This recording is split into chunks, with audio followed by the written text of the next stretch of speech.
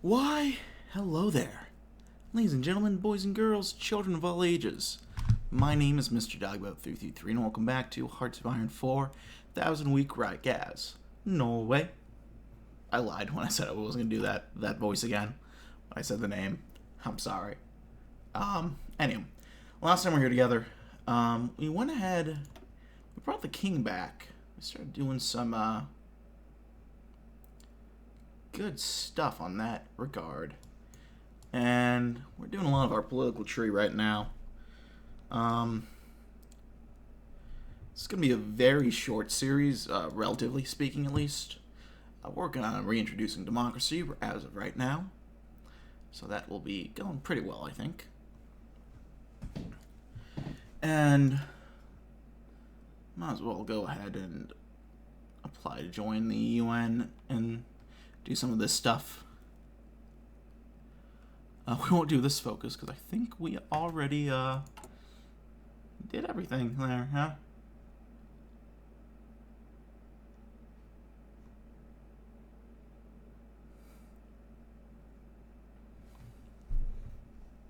Did about everything that we already got our army back. Let's get charismatic. I have to imagine, we'll do organization first. I have to imagine if you're a rebellion leader, you're going to be pretty good at doing either of those. Hong Kong handover. Well, how will this affect the economy? Speaking of economy, how do I check that? And that's not it. Modify the government. That's not quite what I want to do.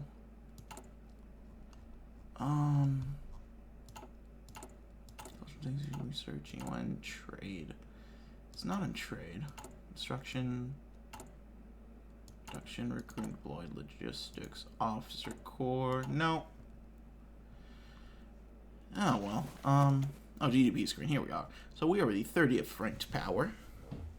That has Hungary at number 10. Interestingly enough, Canada right behind. All right, so we have a bit of a ways to go before we end up overcoming that. But, I mean, if I could make it on the top 10, I think that would be pretty cool. We're doing better than the RKs, which makes sense. Our main export isn't human suffering. Doing better than Chile, a little worse than South Africa.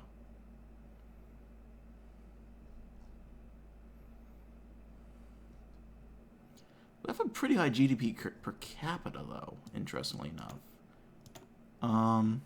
That's actually the fourth. Weirdly enough, the Germans beat out the Americans there. Which, I don't know what they're trying to say there with that.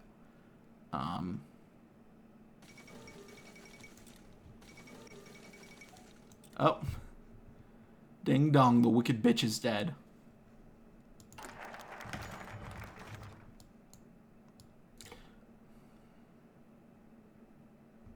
After the transitional government's efforts, democracy has finally returned to Norway.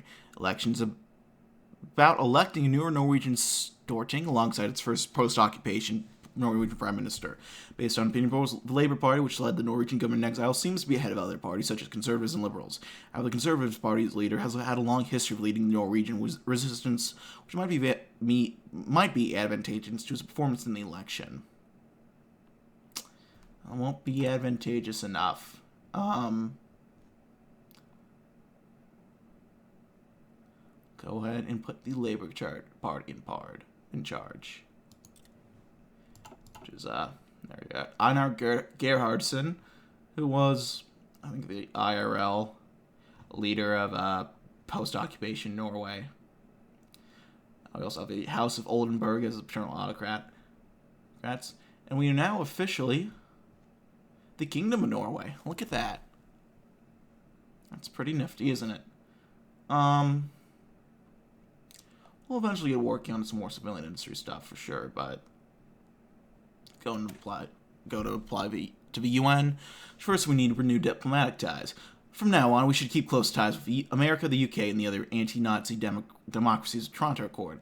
They're valuable allies in Posen Quisling, so it would be an honor to unite with them in fighting against global fascism. Let's do it. So we can start putting these guys into power.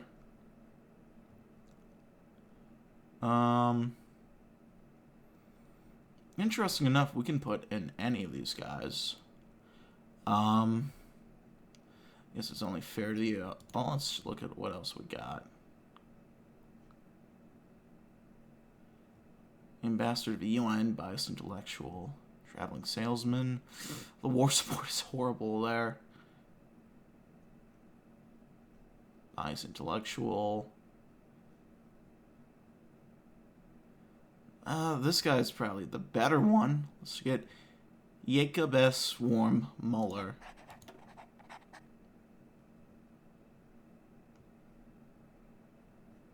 A couple different options here, actually. For, all interesting options we got going here, actually.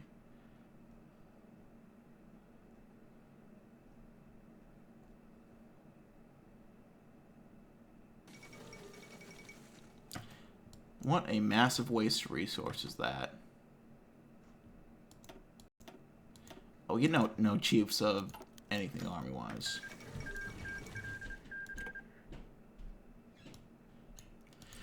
The reintroduction of the democratic government in Norway, the border between Norway and Sweden has been reopened. Many Swedes have flooded across the border for the purpose of holiday. While some are indeed enjoying nice break amongst the fjords and mountains, many are just crossing the border for shopping trips in our country, where daily goods such as sugar, margarine, flour, and bread are available at a much cheaper price.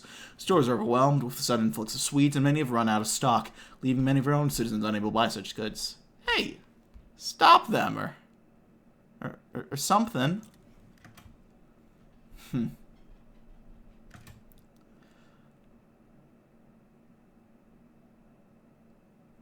That moment when people go into Norway for cheaper goods. Not a common occurrence nowadays, from my understanding. Well, Ukraine is collapsing. A lot of things are collapsing, actually. In the east.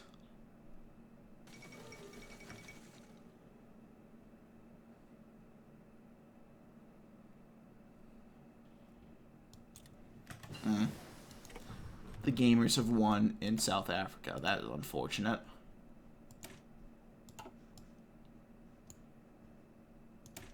Get sheet metal receivers going. Collapse of the Caucasus.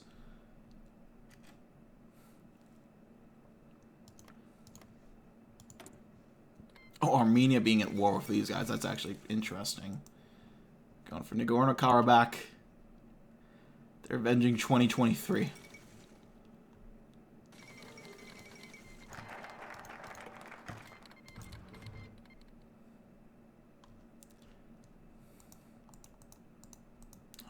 Alright,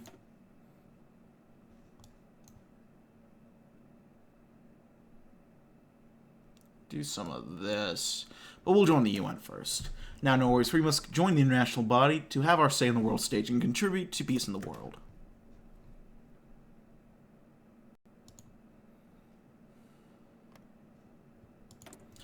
The Greek Democratic Republic isn't really doing too hot. Albania has gone communist. Mussolini is sporting HoI in his bunkers. It's pretty funny.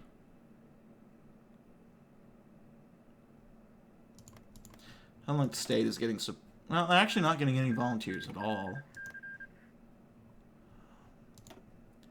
We don't exactly get any options to send volunteers to these guys either, though, so I don't know. Well, the Ukrainians have kicked out the collaborators. Yep, German's been crushed.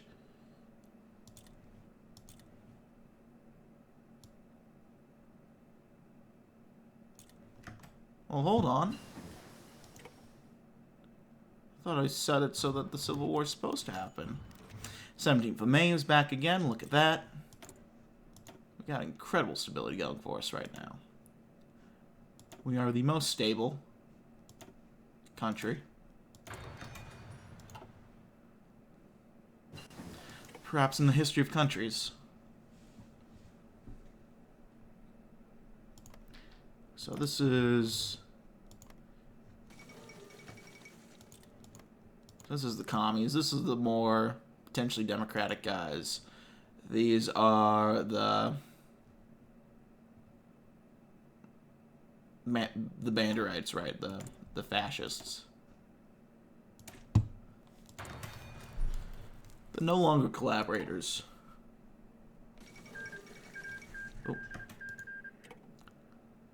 Oh, Lizzie II in charge. Qualified to join the UN.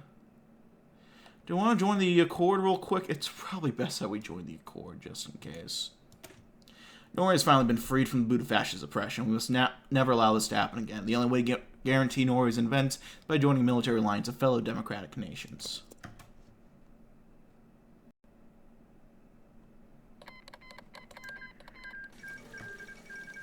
Funeral of Anti-Pavlik.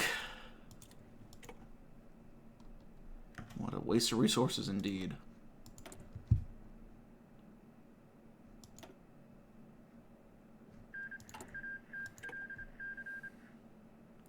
Oh, Jesus Christ, this is going to take 91 days. This takes 56. This takes 84 for some reason. I don't know what's up with the sudden change in day length for all these. Is it like this in any of the other focuses? It doesn't look like it. I don't know why this one is suddenly almost twice as long. Like, these are 70. These are part of the generic one. I can understand that.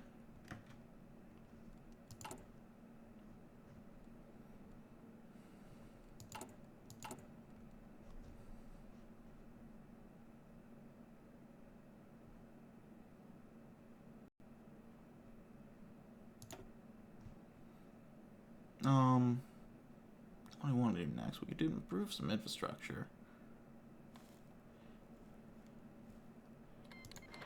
Especially like up here. Oh! And we lost all that focus tree time anyway. Well. Only country's most vital interests justify its embarking on of war. Otto von Bismarck. One will prevail. There's the military government, the GGR, the Schutzstaffel.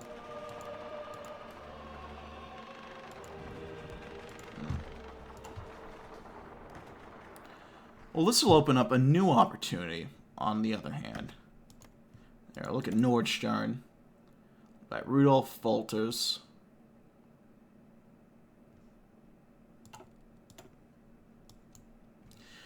Let's go ahead and march on Nordstern. The fascist Germans took a piece of Norway for their own after our country was occupied. The Germans are elsewhere preoccupied. Now's the time to take back Binzet.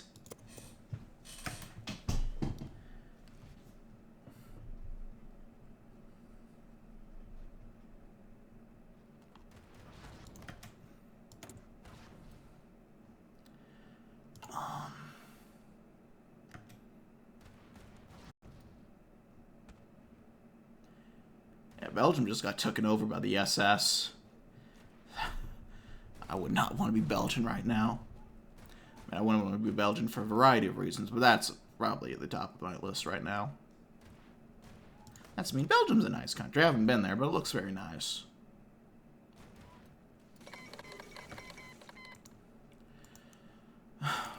It's not going well for the Germans right now. I mean, boo-hoo, womp womp, and all that, but conservative victory in Canada, interesting. Did the Tories get any? Canada does have a focus tree, look at that.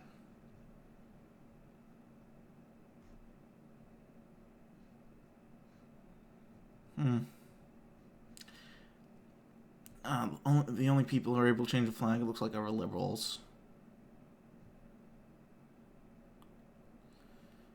Well, that's kind of... I guess that makes sense, but...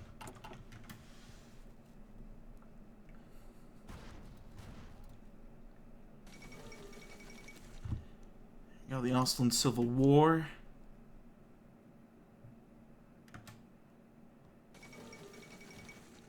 the Slovak Spring.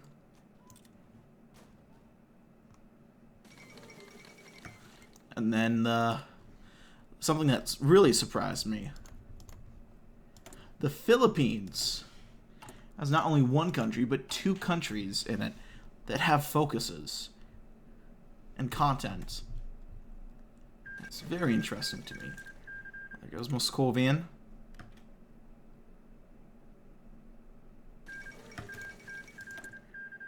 Estonia seems to have gotten out of it this all free enough. Oh shit, the revolutionaries won. There ain't no way.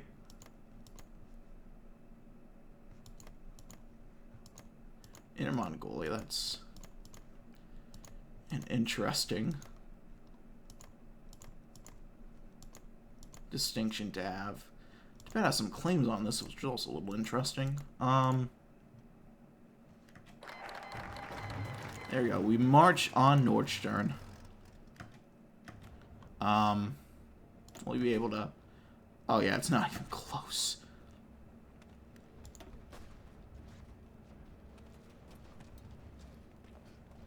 Let's do some consumer goods next.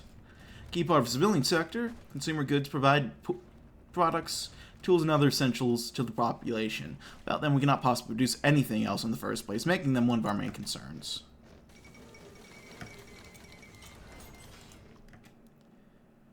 Look at that.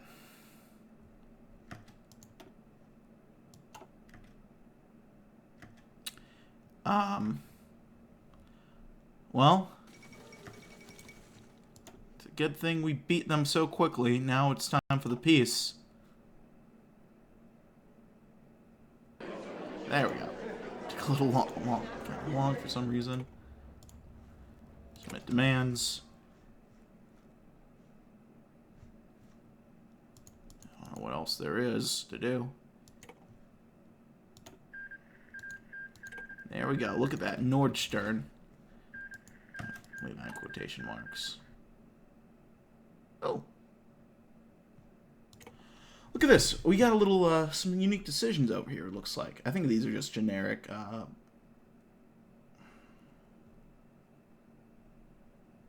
focus trees. But the Storting is Norway's parliament and governmental body established in 1814 by the Norwegian constitution. From here, all the nation's decisions are made. The assembly is led by the president, and while technically a unicameral legislature, it's de facto bicameral, as the Storting members will usually elect 25% of its members to form the Lagting, the upper house, with the rest forming the Odelsting.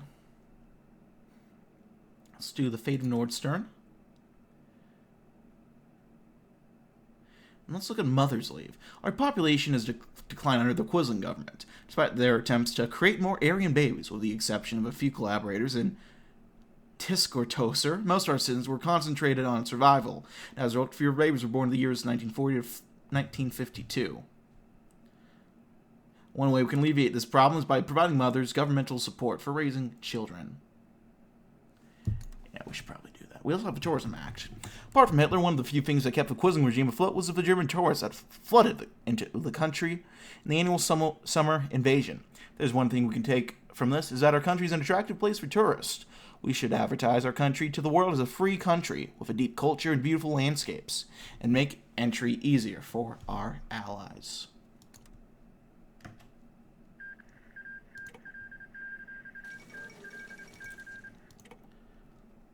Fate of Nordstern. The German Blattnerland has been wiped from existence. However, we must decide what to do with the city. Proceed. I guess we had to decide proceed, regardless. What do we want to do next?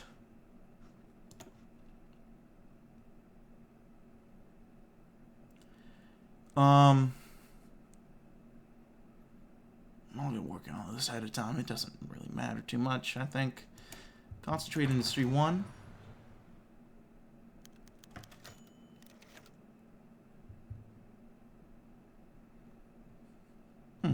Not just called Nordstern, a city of culture. They claim the artwork displayed from the Nordstern Art Museum was only of authentic German artists. However, not an insignificant part of the display was actually stolen from various European countries and appropriated as German art to pad out the lacking display of the remote museum. What should we do with stolen art?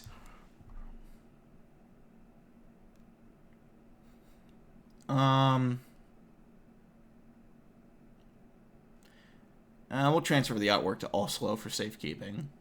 Send that that one facility in Tenet where they rammed the plane into it. I don't know if any of you guys remember Tenet at this point.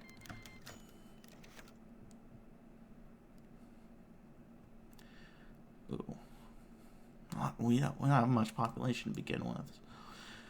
The former farmland in Binzet and Oysen is now a German town. Right now, the Germans living there view us as occupiers on our own land. These Germans came and colonized our land illegally, now have lived a completely separate life to Norwegians. They are, however, highly educated. What should we do with them? Let's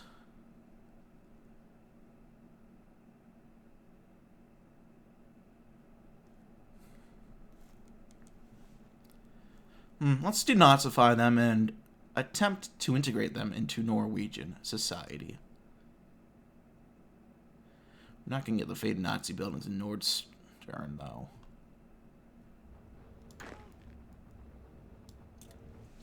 Ah, well.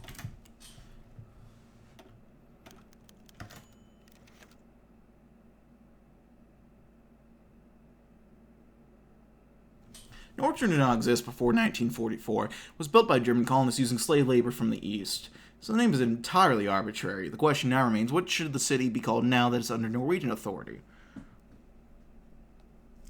The province shall be called Binzet.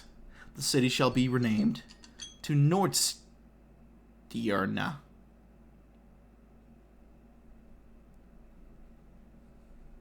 Yeah, let's do it.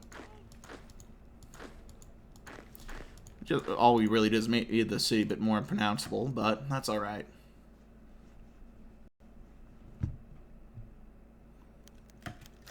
Nope.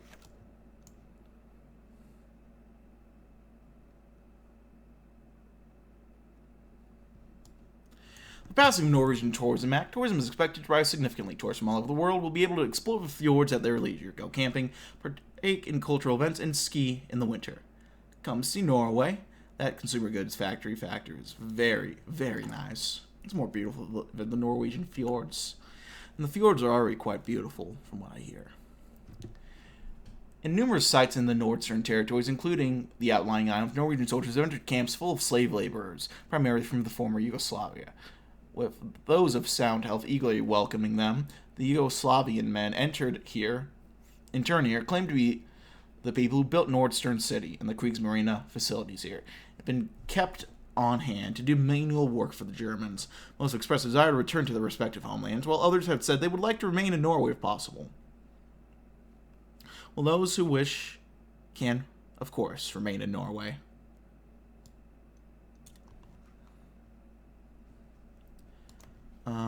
Yeah, looks like a little bit boost from